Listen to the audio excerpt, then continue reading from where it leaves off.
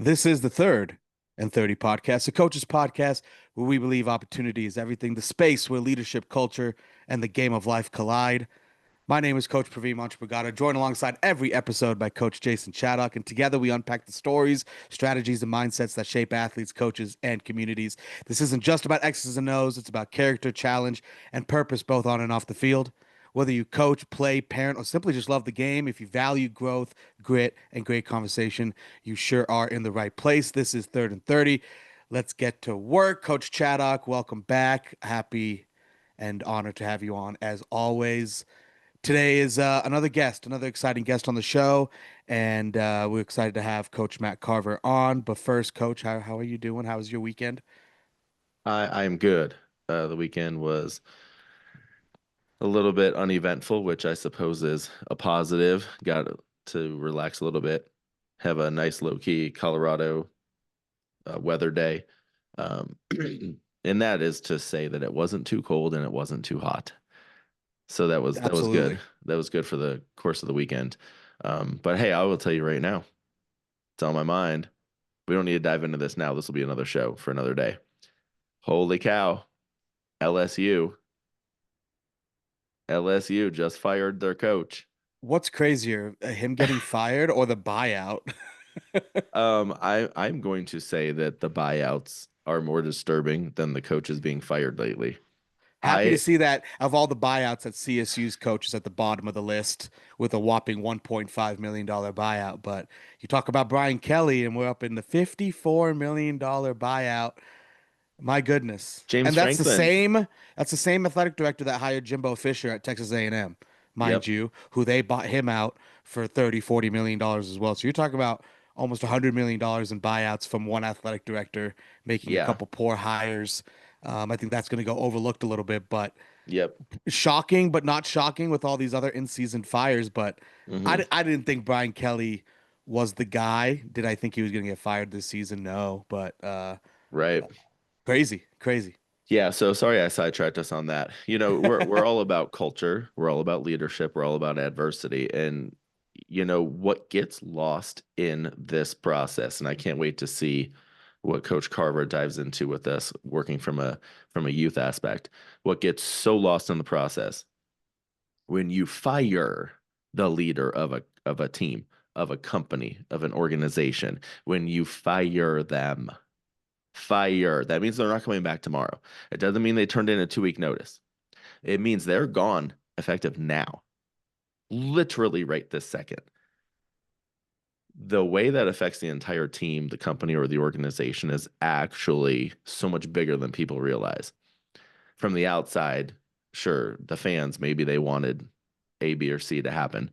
And in an organization, maybe sometimes the leader isn't doing well and people do want that leader gone. But the matter of fact, boom, it happens now. They don't realize how much that literally changes everything and kind of manifests this burden for a period of time. And I say burden. It is sometimes it is a burden, and sometimes there's just such a toxic environment that the burden is actually lifted when that person is gone. So it can go either way. But yeah, that's the leadership world. I won't dive too much into that right now because I want to let Coach Carver come on and educate us on what he's doing and how he is combating things like this.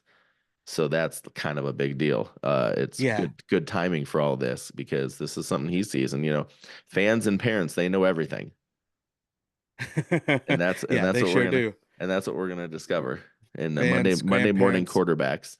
parents, youth coaches, they all know all the answers. So Yes. super excited to have Coach Matt on the show. His experience just in the youth game from you're talking about 4 year olds all the way to 18, 19, 20 year olds is pretty extensive. And being a player himself, going into the coaching realm and really diving into it, and also as a person who's not a dad himself. So, he doesn't have kids of his own yet, and he has been um, someone that's really dove into this coaching realm. Where usually you see coaches in the youth level, really their dads. They're dads, and you do the term is daddy ball, right? And so Mm-hmm. you see a lot of that. Yep. So I'm really thankful to have Coach Matt come on the show and kind of share his experiences. We talk a lot about culture and leadership at a higher level, high school, college, pro, but they all these coaches and kids, they start somewhere, and how does that shape them at an early age to succeed at a higher level. I think Todd Marinovich is kind of like the go-to when you talk about a player that was groomed, so to speak, at a very young age and pushed to extreme levels by his father to get to that level, and he ended up making it, but his love for the game, his love for sports, really deteriorated over that time. So it's we have some kind of heavy loaded kind of questions to kind of get into deep talk with Coach Matt and see where it goes when we talk about the youth game and how it affects athletes at such a young level, and how also coaching philosophy translate to coaches and to players, and how coaches change and update and upgrade their philosophies over time. So, Mm-hmm. without further ado, let's bring on Coach Matt and get this party started. He's a Cheyenne, Wyoming native who grew up on the ball fields of Northern Colorado, and never really left. After studying landscape architecture at CSU, a degree he admits he does absolutely nothing with, he found himself working the front desk at the Edge Sports Center in Fort Collins. A few years later, he was running the place. But more than managing, Matt found his real passion coaching, mentoring, and helping young athletes figure out who they are both on and off the field. When the Edge closed its doors, he didn't stop building. He just changed fields, joining DBAT Norco in Windsor, where he spent the last 4 years as assistant GM and instructor, shaping the next generation of players. From Cheyenne to Colorado, from player to coach, it's a story about purpose, community, and finding your place in the game. Please welcome Coach Matt Carver. Coach, thank you so much for coming on the show. Honor to have you here. I hope did I miss anything in that intro? Hopefully I didn't miss anything there. P, you killed it, dude. You got me pretty well figured out by now. No, I appreciate it, gentlemen. I'm happy to be here. I'm happy to have looking forward to some good conversation today. No, it's Awesome. it's great to have you, and we go way back. I've known Matt for, I feel like, 6, maybe 7 years now, and Matt's someone, even though we're the same age, he's someone I look up to in the coaching world, and someone that I've kind of followed and try to emulate some ways as a coach myself during my time. So to see him still coaching and doing all that is pretty awesome. So great to have him on the show, and it's gonna be a good time. Let's get this party started. Let's do it. Awesome. Well, since you guys have already dove into the big background part, giving us a ton there was, and you said there was nothing we missed. There was a lot there. You sure we didn't miss anything? Oh, yeah, I could go on and on, but I don't want to bore you guys with all who the heck is Matt Carver. But no, it is. I mean, pretty much consider myself a local guy. Like I said, like P said, it was born and raised up in Cheyenne, went there all the way through high school. Did spend a year down in Arizona for college, transferred back up to CSU. I think kind of an important part of my coaching career was the fact that I got away from sports in college.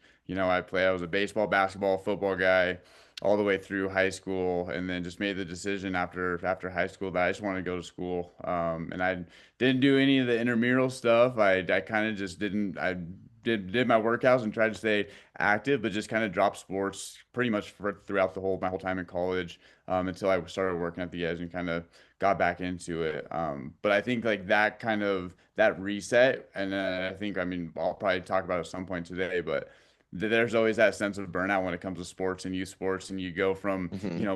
playing t-ball, playing little flag football from 5 years old all the way through high school, and it just becomes part of your lifestyle. And so I think me being able to reset and get away from sports and just playing, coaching, whatever that might be, I think that was an important part that kind of helped pave where I'm at today. I appreciate you sharing that and kind of cluing me in a little bit. I'm, fortunately for me, this is all new to me, so I'm getting to know Coach Carver a little bit more. One of the things that is always important to us on this show, because we are always talking 100% of the time. We're talking about culture, we're talking about leadership, we're talking about overcoming adversity, and what makes us who we are and how we got to where we are. And that's always a really important piece, because that also tailors into how we lead people and what we're pouring into others, and how we're helping build, student athletes up to be, to the middle school level, to the high school level, to the college level, and then so on. So for us, one thing we want to dive into first is, really dig into who you are. And we want to learn about one of your biggest adversities that you have faced, whether this was as an athlete, as a coach, or in life in general. We just want to know what one of the biggest adversities you ever faced was, and how did you overcome it? Yeah, what a great, I mean, adversity is sports, like we're constantly in so many different levels, adversity is something that we're always facing. I think in sports, you think about adversity. One of the first things that comes to mind is like injury. You see it at all different levels in injury and that how do you go recover from injury? I was lucky enough to kind of escape that. I never never broken a bone, never had anything Wow. there. So that's a proud moment for me. No surgery, no nothing. But when I think about adversity and kind of my life and how it shaped me in coaching, the first thing that comes to mind, tell a little bit of the, dive a little bit deep here. My mom, when I was in sixth grade, she was diagnosed with cancer. And I vividly remember after we were down at the Aurora Sports Park, and it was after a game, and we had just found out as a family that she had it, and she wanted to let my teammates know, and so I can still like vividly remember the moment after the game. We were all sitting in the outfield down the line, and she came out and told everybody. So that was like that was the adversity, right? So how did I go bounce back to that? How has that kind of shaped me to where I'm at now? 12 years later down the road, in 2018, my mom ended up passing away. This was a time when I was working at the edge. I was coaching out of Pooter. PUP was out there. I know you're coaching football out there. But those moments like shaped me to be able to understand how to deal with athletes that are going through adversity and like being more mindful of what's going on, not inside the batting cage or out on the field, like what's going on at home. What are these kids' life at home? Because it's so easy as a coach to get wrapped up in those moments, to get wrapped up in a player being thrown out at home because they didn't pick you up at the third base line or a holding penalty or whatever that might be. But to be able to go tap more into and getting to know and understand kids at a level that is deeper than what's going on in that moment with the sport, that's helped shape me. And so being able to have my teammates there, being able to have the coaching staffs there during those moments, along with my family and friends and all those people, it's really like sports have been a big part of me being able to go handle that adversity and be there and like has made some of those relationships that I've had in those moments a million times stronger. Yeah, there's so much there. I appreciate you sharing that. That's a really deep insight there. Um, and certainly that's a really tough thing, not just for you, but for your family as well. And to be able to share that with your teammates at that point, so that way you have a built-in resource to kind of help you. So I want to ask one question. Did she ever overcome it, or did she have cancer that whole time? She no, she battled the cancer for 10 years, and then Wow. was cleared of that. And there were ups and downs, but and there was, I mean, it was for the most. I mean, she was pretty healthy through it. She battled, did chemo, did bone marrow, did all of that stuff, did radiation, was cleared of that, and then ended up having heart complications, Oh, have repercussions from the cancer and chemo and all that. But it was, I mean, it just like, and as it is with most people that get that kind of sick, it's an ongoing thing. It's always lingering, yeah. but there are for sure times, that it was better than others. Yeah, so that was a long, long time that your family and your mom specifically dealt with, trying to overcome a terrible, terrible situation. I want to Yeah. Um, ask real quick, if you don't mind. I this Yeah. kind of popped into my head just now. While you were dealing with this, Matt, and while you were going through this and finding your way to overcome it, did you seek out other people in similar situations, or was this kind of something you kind of used your support system around you for, or what was kind of your way? So everyone has different ways of handling grief and different things like that and adversity. So was this something where, because it's such a powerful thing to happen to someone that not everyone can relate or even understand what that's like to go through. So was this how did you kind of did you seek out similar people, or was this something where you just kind of used what was around you and or maybe just yourself? Yeah, absolutely. It's so interesting to go back and think about myself as an 11, 12-year old of finding out that my mom had cancer, Hmm. and think, I mean, it's in a sense, a lot of it is a blur.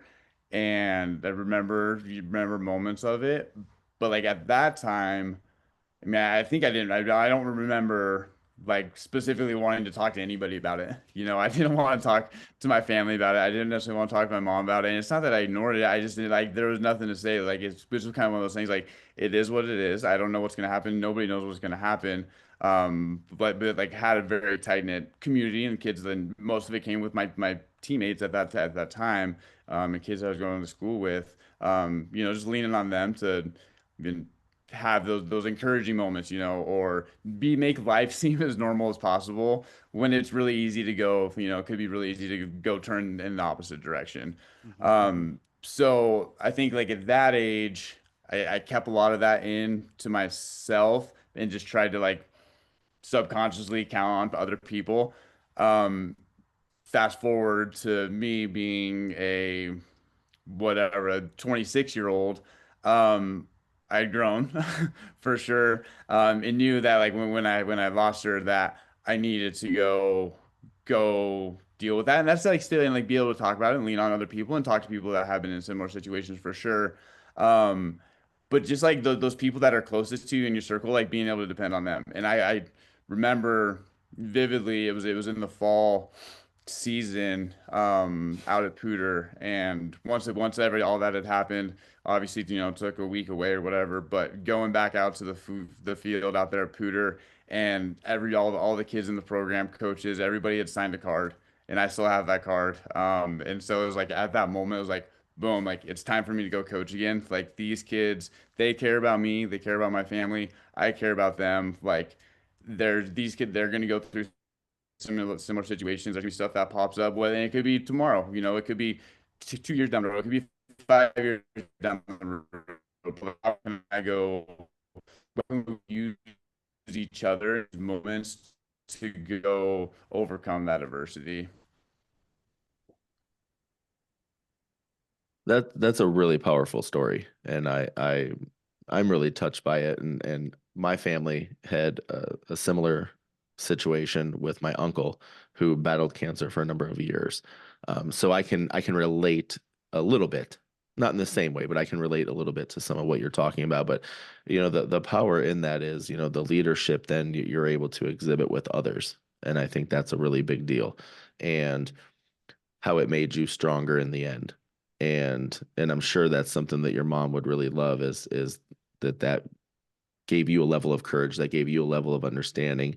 And now that you built that team around you, when you step back on that field for the first time, all of a sudden, you knew you were at home where you needed to be. And that was a great outlet for you because that's what sports is to us. It's that outlet. It's that place where you get to forget about life for 2 hours and go have practice, or get to forget about life for 3 hours and go have a game. And that's something I've been preaching to a couple people lately is like this is your chance to get away. Like forget about what's going on at home for 2 hours. You get to go do this. You know what I mean? And that's really, I think, what can become powerful in the end. So that's a really, really big, powerful message that you just shared with us, and I appreciate that. And for coaches too, it's we talk about players, but it's an outlet for coaches as well, and Yeah, sometimes we forget coaches are there to lead and motivate, but they're also people, and sometimes coaches need coaching. And so that getaway is super, it goes both ways, right? yeah, Yeah, exactly. I think I'm just one more little piece of that because I think this is cool. And I've had and just kind of cap that conversation off about adversity and how that goes translates to where I'm at. Like there's currently like I have had a couple kids that are going through cancer. I've players that have parents that are going through cancer or family members. And so as a coach and having that leadership role and mentor role in those kids' life, like that that adversity that I've had to face has helped me be able to go have those conversations and be able to, at whatever capacity, like feel more comfortable talking to a young kid that is either going through cancer or has a parent going through cancer, be able to relate to them, which is not something that everybody has, and so I think that has power to it, and being able to use that effectively to go impact those kids in the best way possible and let it be, yeah, that hour that I get to spend with them, like I want to make that the best hour of their week. 'Cause whatever is going on outside of it, whether it be sickness or trouble or whatever it could be, that could be the best hour. So I want to make the most of that for sure. That's awesome. And with that, one of the things that I bet you're really, really able to do is identify things within kids pretty quickly, because now you have this whole different perspective. So I really want to kind of roll this into the next piece, which is I know I've seen this forever. I talk about this actually professionally as a performance coach, and I don't mean for sports. I'm talking about for business. Is we talk about burnout. So I'm really intrigued by this topic and to hear it from your perspective in the sporting arena, because when I talk about burnout at work, it's burnout. Burnout is a problem. And in my world, it's from being overwhelmed. And in your world, it's from a different aspect of the same concept of the cause of being overwhelmed. Overwhelmed in a different way, though. And I can't wait to see how you open up about this, because burnout has become an issue, over specialization and mental fatigue among these youth athletes. And this push for specialization has certainly helped really catapult this into a whole different stratosphere now. So, what have you observed firsthand, and what do you think are what do you think are the root causes of this? Yeah, there's a lot of different layers there. It's a very complex topic that doesn't seem to be trending in the right direction in youth sports, I would say, Yeah. to put that lightly. And it's one of those areas. It's not black and white. It's not, this is the answer. How do we go fix it? But to kind of how you kind of open that with like, how do you go read this, and how do you go see that in different kids? And it's super clear when I have a kid walk into a cage one week versus the other, you can tell when they want to be there and when they don't want to be there. And so I think it's, kind of part of my job is to go read that, be able to go have the flexibility to accommodate and make that time with the player, the athlete, as productive as possible. And productive doesn't always mean to become a better hitter. A productive could be to go have fun, to like go have a smile, go put a smile on that kid's face. And there's balance between all of that. So I think that, I mean, burnout is kind of going back to the root. Where does burnout come from? As harsh as it might sound, I'm going to put it on the parents, and pressure from parents. And Hmm. again, every situation is a little bit different. It's not to go point fingers, but that, I mean, most things in a kid's life like that comes from their parents, and feeling burnout is, I think, a lot of where that comes from. And not just necessarily their parents, to other parents that are in the sporting world, parents of friends, and coaches parents, like all that those different pieces, I think, poke into and pry the thought of burnout with kids. Well, half of it is parents trying to keep up with the Joneses here, because they're, oh, hey, so and so is in this program, so we probably should get enrolled in this program too. And now all of a sudden, next thing you know, you're doing baseball year round, and that's a problem. So to just follow up on that, what's the youngest age you've seen a kid just absolutely get burnt out from over specialization? Um, Gosh, I mean, I would say I could go look at my schedule right now, or look at some of the kids that I've worked with, and I'd say I could go as young as 6, 7, Oh, you know, geez. 6, Wow. 7, 8 years old, of Wow. kids that are just like and I think burnout, like at that age, looks a little different. It doesn't mean that they're just like going, going, going. But when I think about burnout, it's like I think it's like yeah, like that mental exhaustion and being in a space in a place that I don't really want to be in. Like Hmm.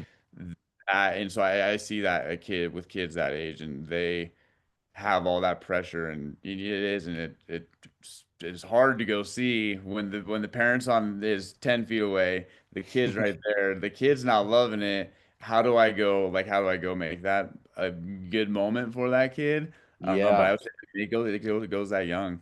Wow.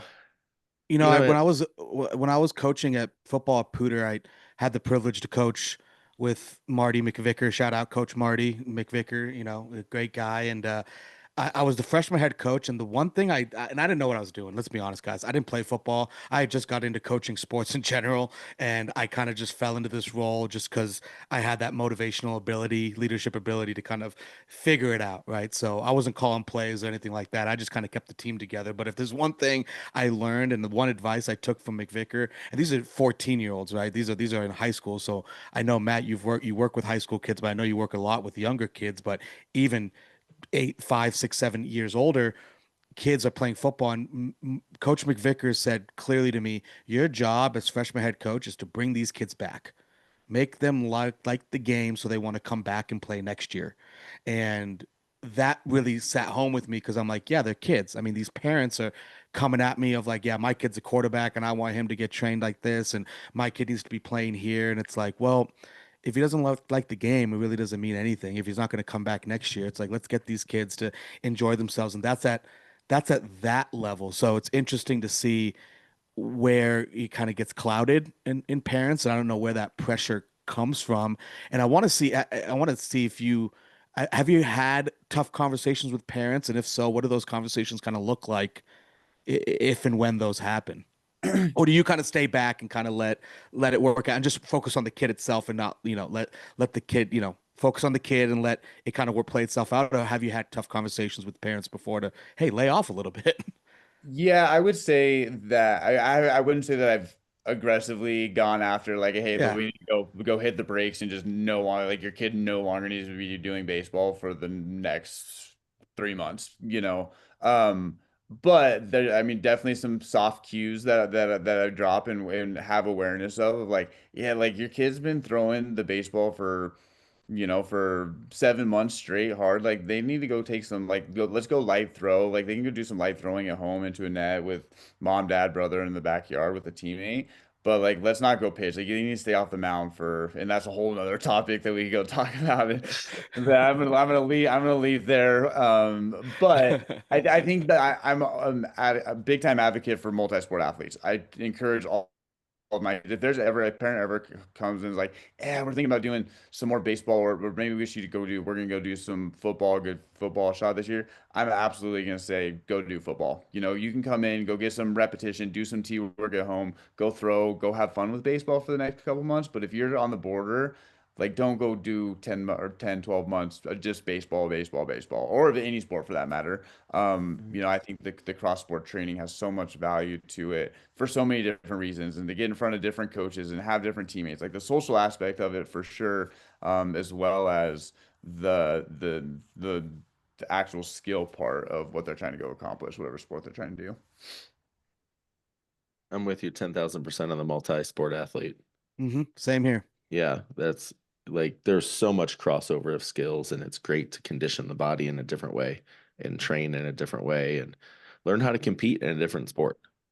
It's all about We're talking about competing. kids. We're talking about kids here. I mean, they're developing to just focus them on one avenue so early on in life is just seems like it just seems like you're setting them back. I think I'll say this consistently, the children. So they're developing until they're 25, 26. It's always developed. So it's like why lock it in at such a young age? And it's interesting. See, yeah, multi sports. That was the same way. If you got track going on, go run track. Hmm. Go catch a baseball. Go throw a football around. Whatever it is, don't get stuck in one sport. I played Yeah. everything. I think we all played everything growing up, right? I mean, I played soccer, t-ball, Hmm. basketball, football. I did it all growing up, and my parents didn't even know anything about sports. They just like, yeah, you should probably Oh, play everything, right? Yeah, I yeah. like how you said till you're, they're developing till they're 25, 26. So y'all two are still developing, right?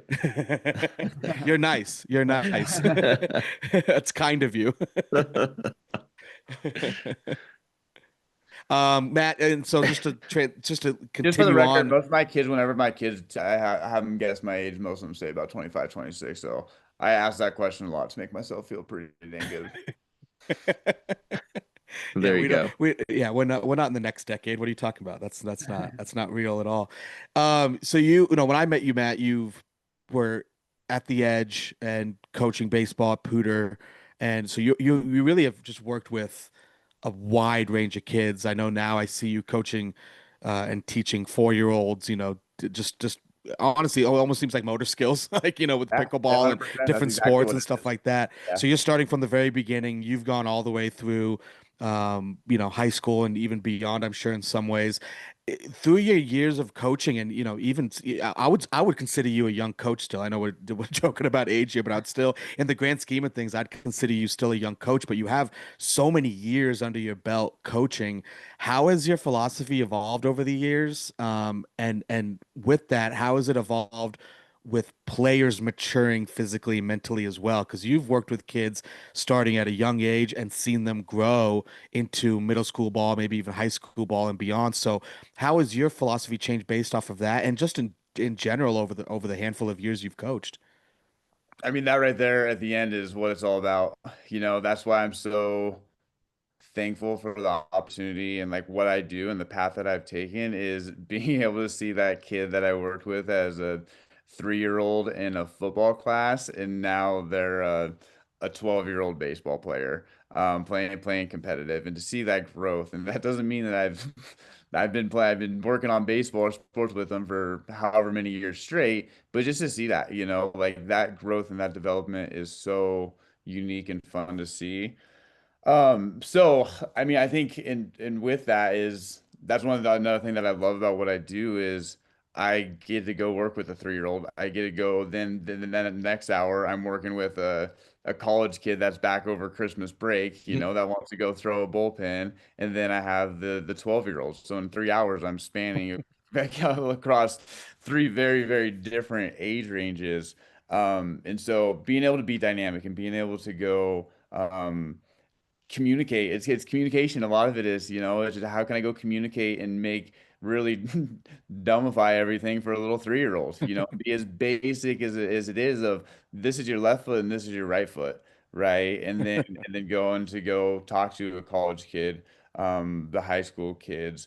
I think when we talk about kind of philosophy and the growth of that, and that's something that I never want to stop. It's always going to change too, and you guys know it as 100%. coaches is you're not just going to have one philosophy and then you're stuck with that. And that evolution, the learning, the continued education that we continue to have these kind of conversations, Mhm. is what's special about sports. But I think that, for the young kids, it's a very not black and white, but they're sponges, and so you can go, hey, you're gonna go do this, and you're gonna go do that. To try to set them up in the best way possible. And I think just like overfeeding them information is a good thing. It can seem overwhelming for the kid. And I've known that that's one thing that I've had to go evolve with is like knowing when I need to shut up and just let the kid go and not information overload.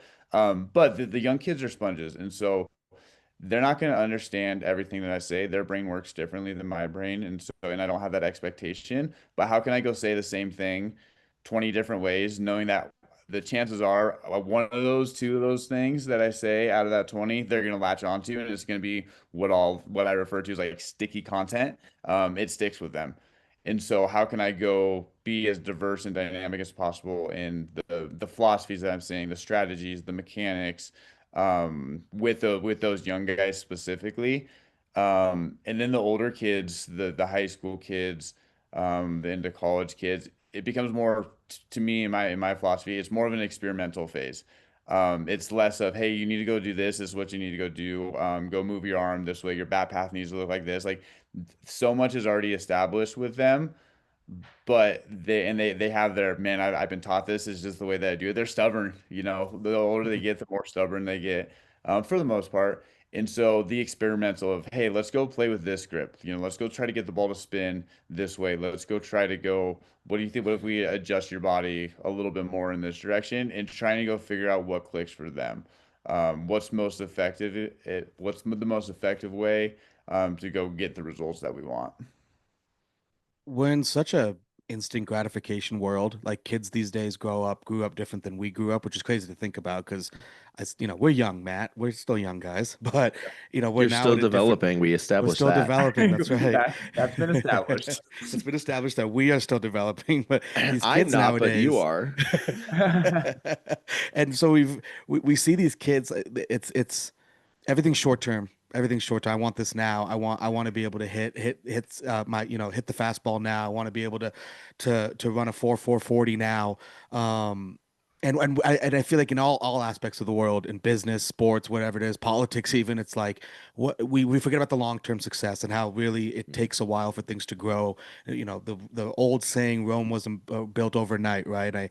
I personally in such a fast world, I try to I try to think about the long term and how every day will affect the long term. So for you as a coach, and this is pertaining, I guess, to athletes and their development. What does long term success look to you, and not just like wins and signups of like I'm hoping these guys get a state championship down the road, which obviously what you're hoping for. I hope this class sells out or whatever it is. But in shaping athletes and better people, what do you see as the long term success in what you do with these kids? Yeah, great question. I think the position that I'm at, in my kind of line of work is, yeah, it's hard to go measure in the sense of like, yeah, I'm not working for that state championship. I'm not working to go have a winning record per se. Right. Um, but I think that like for me, long-term success is being able to get in front of as many coaches, families, players as possible, in creating relationships. Number one, I think that being able to surround myself with good people, like-minded people, that's super important to me. People that are on the same path. I think that being able to impact players that can go make that transition to and be able to translate what we're doing in the cage or the work ethic that you're putting in right now, the concepts, the life lessons that we're going through the platform of sport, like how well can they go transfer that out into the real world and use that to their advantage. And again, like you can't necessarily put a measurable on that, but I trust in myself and the coaching and the mentoring and the leading that I do with kids, that the more I go do that, the better that like I'm going to be able to go achieve that success for what that looks like for me. And so I think like, big picture is long-term success is to be able to keep doing what I'm doing, to be able to go of all ages. I think we always talk about as a coach who was messed around with, especially at the high school level, like, yeah, okay, so like after graduation, okay, I hope I get a wedding invite. I hope get that wedding invite for me. Like that's long-term success for me. That's showing that I made an impact in a kid's life, in a family's life, and that they're like, and then being able to go follow those kids and follow their past. And, I mean, I feel like I've been doing it forever, but I have not been doing it very long at all. And so to be able to see where the kids that I've worked with that are now that have graduated college. I got the kids I've worked with that are already done with college, which is crazy to think about. But then go turn around and think about where's that 3-year-old that I have preschool class with later this afternoon? Where's that kid going to be in 20 years? And how well can I go shape and mold and be a part of those kids' lives, at whatever capacity makes sense for the parents. I'll tell you right now, it is a kind of wild situation when you are coaching this kid and whether they're 10, whether they're 15, 16 years old, and then next thing you know, you're writing a letter of recommendation for them for a job. And I'm not talking about a high school job. I'm talking like they just graduated Big college. boy job. Yeah, or you're writing a letter of recommendation so they can get into a master's program. And you're sitting here thinking to yourself, like, wait a minute, how many years ago did I coach you? like, whoa, how much time has gone by? Because sometimes you don't think about it because you're still in contact with these people. You're still communicating, you're still following them on social media and seeing the success that they're having. And you like kind of forget, like, wow, dude, it's been a handful of years. Now, y'all young people don't understand that yet. When you guys are done developing and you get a little bit older, you'll understand Well, this. I'll come back to this moment and listen, when I'm You're fully gonna developed. You're gonna listen to this mark in the podcast and come back and say, "Oh, hey, I remember when Jason was talking about that." Um, and quite frankly, before I dive into this next question, because I really like where you went with the long-term success of getting the wedding invite or doing A, B, or C, because there was someone who I remember now. I have known the person for 20 years, and I came to that realization a couple weeks ago when I went to, this is gonna be crazy. I went to watch her son play high school football. Yeah.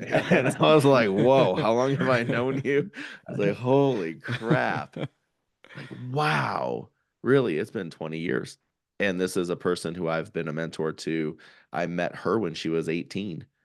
And it was a situation of we worked together and one thing led to another, helped her get some advancement.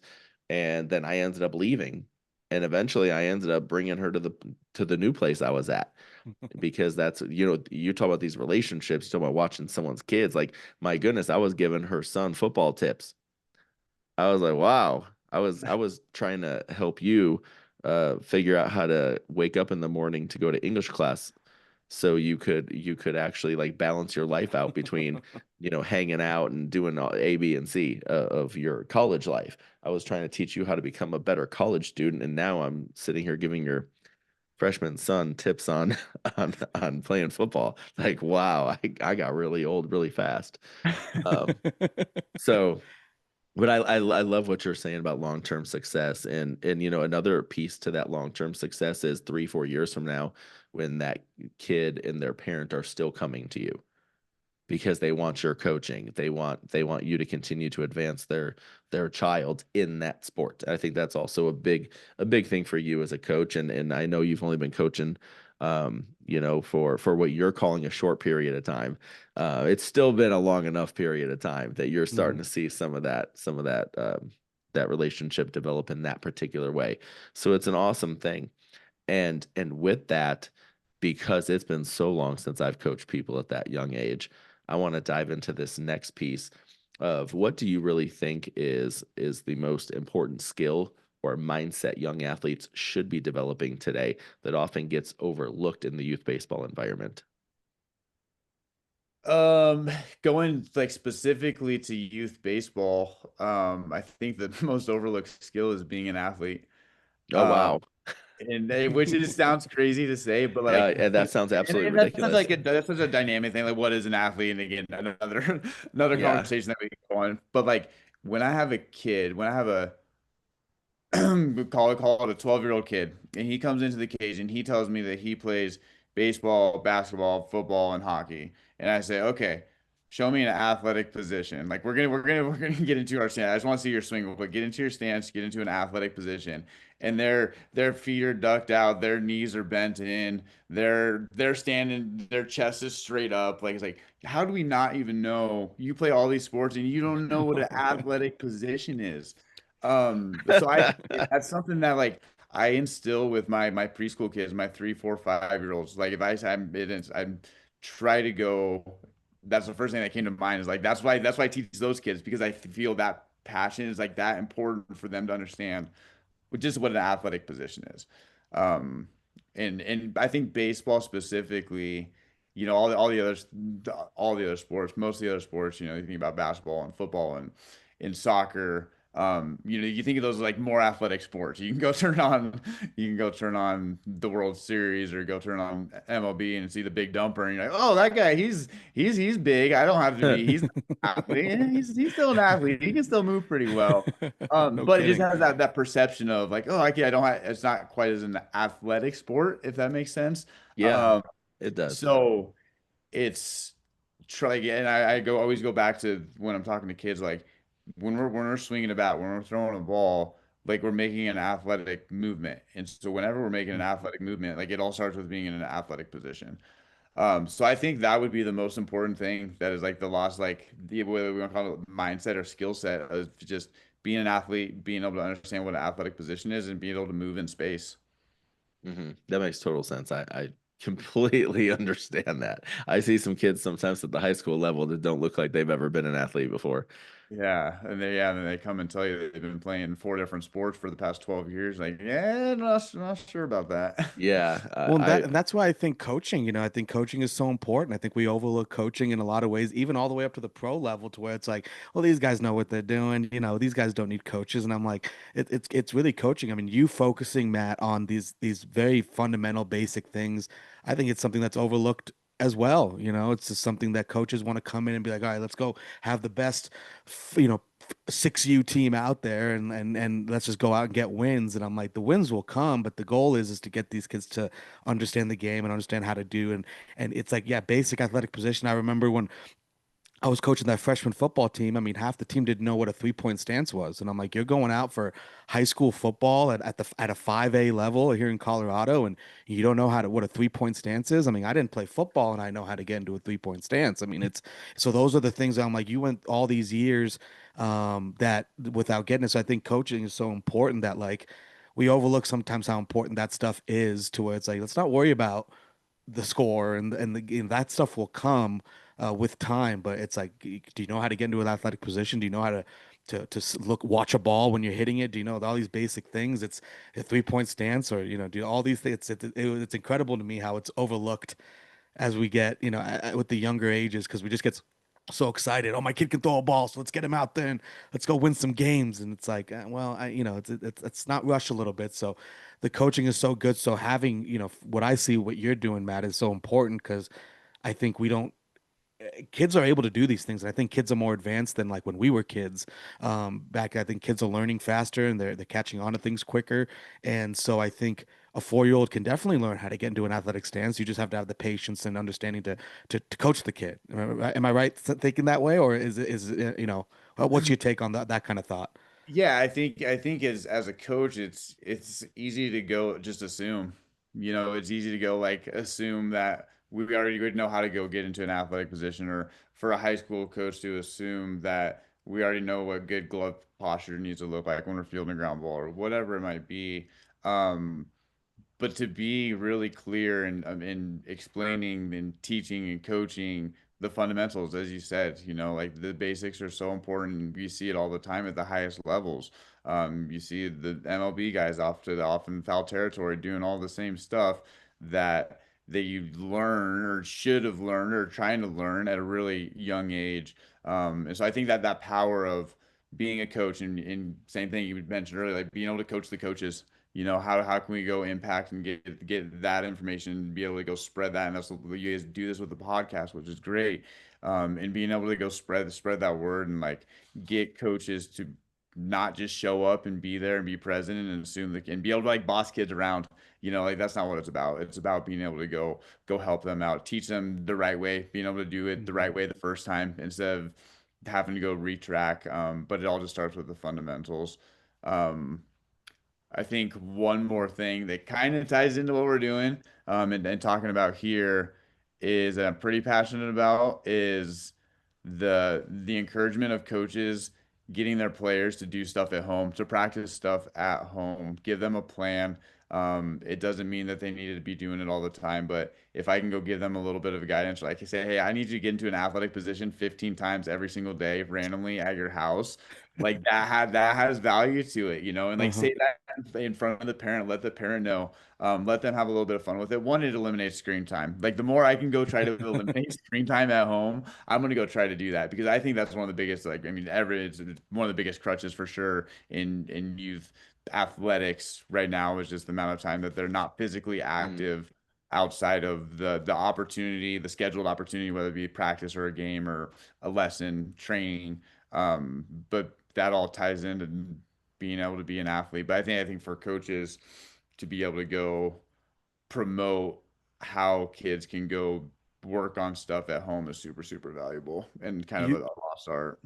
you guys at DBAT run coaches clinics. What's kind of the goal for you guys as you go into this? Because I've seen some of you guys' videos, and it's really, the dynamic to me is interesting because a lot of the coaches that you have, including yourself, are younger than these coaches that are attending these things. So I know there's a little bit of that dynamic of like Yeah. you might be 10, 15, 20 years younger than these coaches, but I love that you guys, number one, do coaches clinics for coaches, but what's kind of your goal when you guys are running these for coaches all around the area? I think big picture, our goal is to go enhance the experience for the kids. Make them want to come back and play the next season, make it fun. And so through the coaches clinics, we're trying to go provide coaches with tools, with drills, skills, terms, things that they can go then give to their players. That's going to one make their job a little bit easier because for the most part, I mean, these coaches are volunteers, right? They have a kid on the team. They may or may not know anything about baseball or softball. They're looking up stuff on YouTube. How can we go in person, go empower them with some tools that's going to make the experience for the players a little bit better, a little bit more enjoyable? How can we go gamify drills? How can we go create competition in a practice versus showing up to the park for an hour. Coach has his bat. He's hitting ground balls. Every kid gets to field three balls and gets to take three swings, and then it's time to go home in an hour. How do we make sure that doesn't happen? Because baseball and softball can be very boring games, right? It can turn into a lot of standing around, especially in that practice setting, which then translates into the game. So through the coaches clinics, being able to go give them tools to enhance the experience for the coaches, so they want to go volunteer coach again next year, make their jobs a little bit easier, but then also more a better experience for the kids. This is a probably a broad, loaded question, but if you could narrow it down to one major thing that you could change in youth sports and how they're run today, what would it be and why that? And you could have multiple things, but if you could narrow it down to one, I know there's some people would say there's a load of things going on, but what would you say is kind of one major thing that you see is wrong with how youth sports are run today? If we could get rid of parent coaches, that'd be a good start.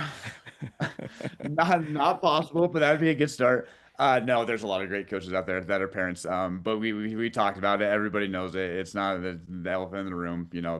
It's just it's something that I wish that there was a solution for. And I thank so much every single coach that, whether you're a parent coach or not, that is like sacrificing their time away from their families, their work. It's such a selfless position. And so I don't ever want to take away from the parents or even like the daddy ball situation, because at the end of the day, like that dad, that mom, that's the parent that they're the one that's doing it. They're the one that's trying to make an impact. And Mhm. and I truly do believe that 99.999% of coaches have the best interest when they're out there on the field for the kids, helping that development for them.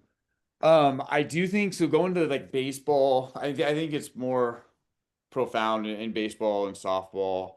The showcase situation, the fact that, and I know it goes on everywhere across all different sports. Talk a little bit about what that is, just Yeah, some so people that might not know. yeah, so most baseball showcases, everything they look a little bit different, but for the most part, it's signing up, registering for, call it a 3, 4, 5 hour event.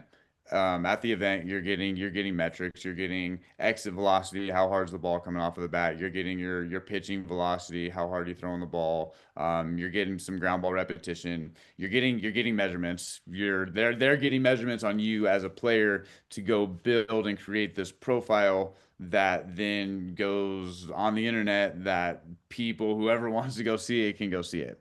Hmm. And then some of it comes with video and some live game reps, whatever. There's a lot of different structures and formats there. My biggest, I think the biggest thing that I take away from that being a negative is that the thought of, you have to go do those if you want to be a good player. Being a good player doesn't come from showcases, or being seen doesn't come from showcases. I've always been a firm believer in, if you're good enough, they're gonna find you. It doesn't matter. Coaches are going to talk. People are going to talk.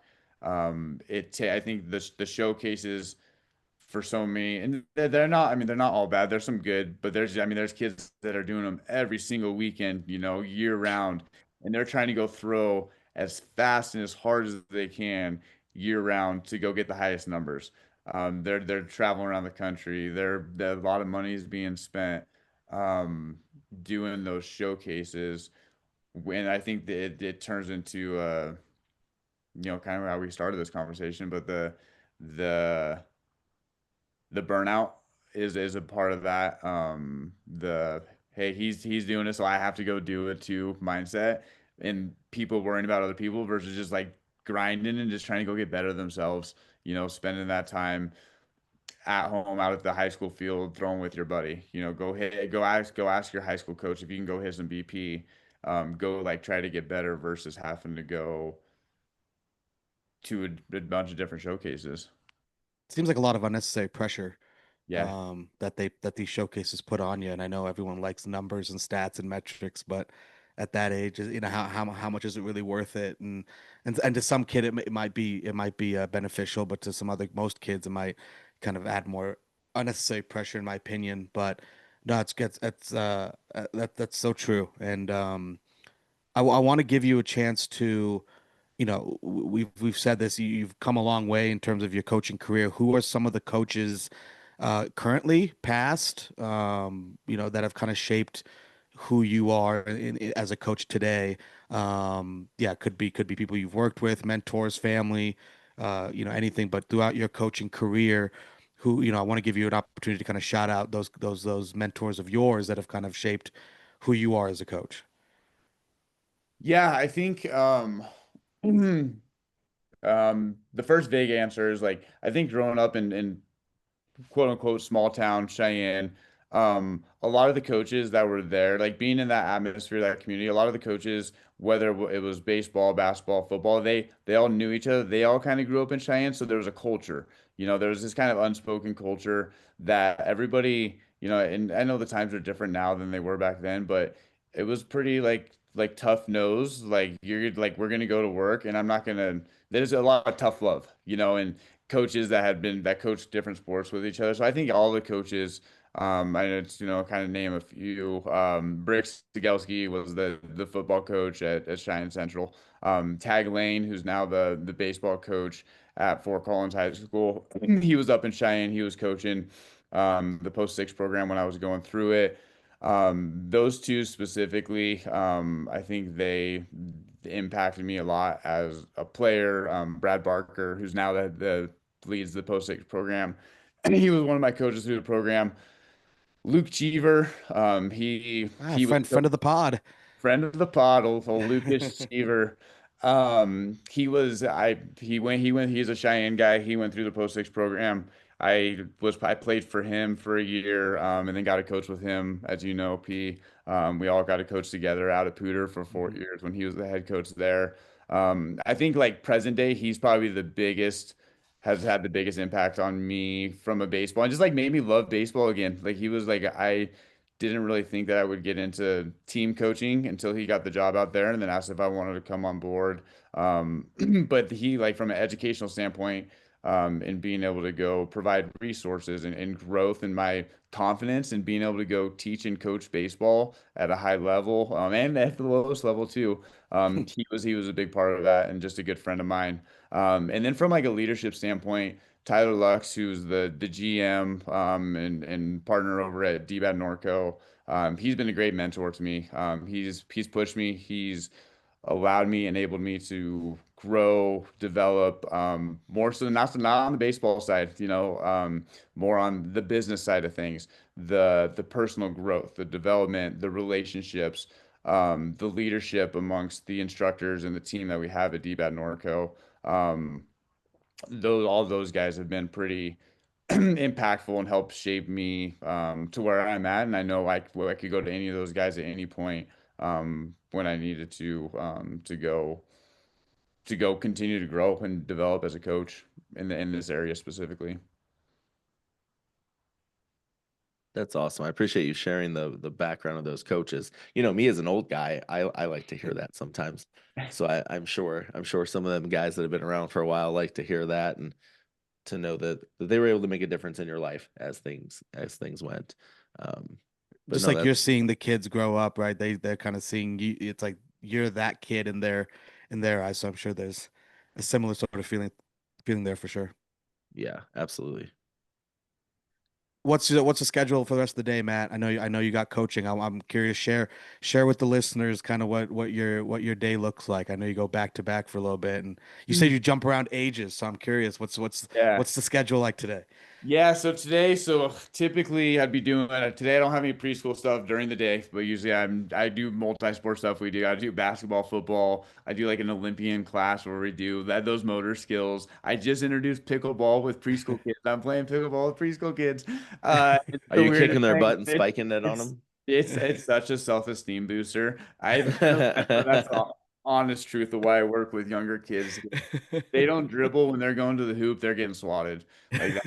They're getting rejected. I got a ton of pick sixes on the season. I've had my stats.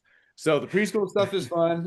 So usually, yeah, usually doing that today. Don't have that today, but most days of the week I have that. And then this afternoon, really, it's a my position plays with the school schedule. So once the kids are out of school, I'm jumping in the cage. I got a couple lessons. I got 12-year-olds. I got a clinic with 8 to 10-year-olds that's fielding specific. I got a 6-year-old, a 9-year-old, and I finished with a high school kid.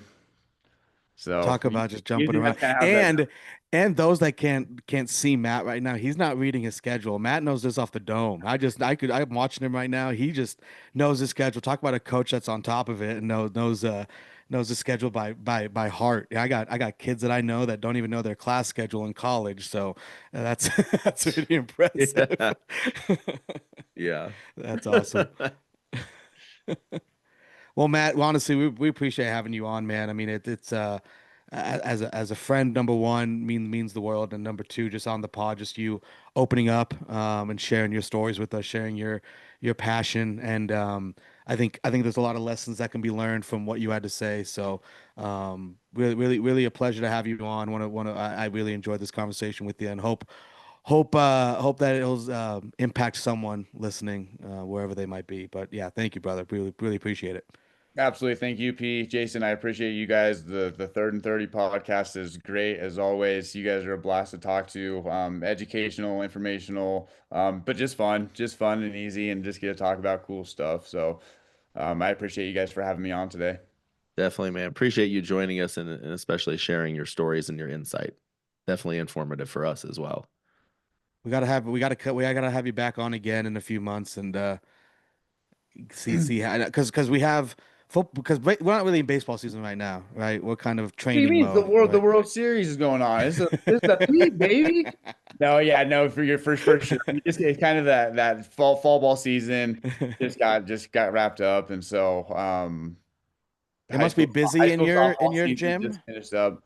But it'll start to daylight savings is in the industry is a big day for us. It starts to get darker, so everybody needs to go inside. But it'll start, yeah, here kind of this month. We'll see in November. We'll see it start to ramp back up, and then we get going for the the spring season. Heck yeah. Well, appreciate you, Matt. Enjoy your day coaching today. I love that you shared your schedule because hope people understand the life of a coach, especially in a clinic like that or in a facility, how much you jump around. So good luck on your day. Appreciate you joining us, man. And looking forward to the next time we have you on. Absolutely. Thank you, fellas. Have a good rest of the day.